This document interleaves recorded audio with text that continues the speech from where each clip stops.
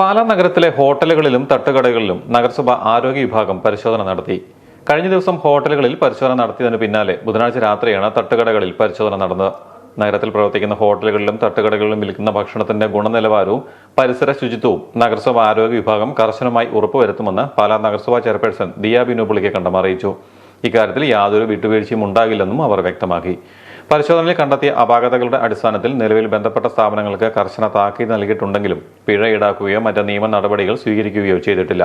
വരും ദിവസങ്ങളിലും പരിശോധനകൾ തുടരുമെന്നും പൊതുജനങ്ങളുടെ ആരോഗ്യത്തിന് ഭീഷണിയാകുന്ന തരത്തിലുള്ള പ്രവർത്തനങ്ങൾ കണ്ടെത്തിയാൽ കർശന നടപടികൾ സ്വീകരിക്കുമെന്നും ചെയർപേഴ്സൺ അറിയിച്ചു. പൊതുജനങ്ങൾക്ക് ഭക്ഷ്യസുരക്ഷയും ശുചിത്വവുമായി ബന്ധപ്പെട്ട പരാതികൾ അറിയിക്കാൻ സൗകര്യമൊരുക്കുമെന്നും പരാതികളിൽ വസ്തുത കണ്ടെത്തിയാൽ യാതൊരു വിട്ടുവീഴ്ചയും കൂടാതെ നടപടി സ്വീകരിക്കുമെന്നും അവർ പറഞ്ഞു. പൊതുജനാരോഗ്യം സംരക്ഷിക്കുക എന്ന ലക്ഷ്യത്തോടെ നടപ്പാക്കുന്ന പരിശോധനകൾക്കും നടപടികൾക്കും ഹോട്ടൽ തട്ടുകട ഉടമകളും പൊതുസമൂഹവും പൂർണ്ണ സഹകരണം നൽകണമെന്ന് ചെയർപേഴ്സൺ ദിയ ബിനു പുളിക്കക്കണ്ടം അഭ്യർത്ഥിച്ചു.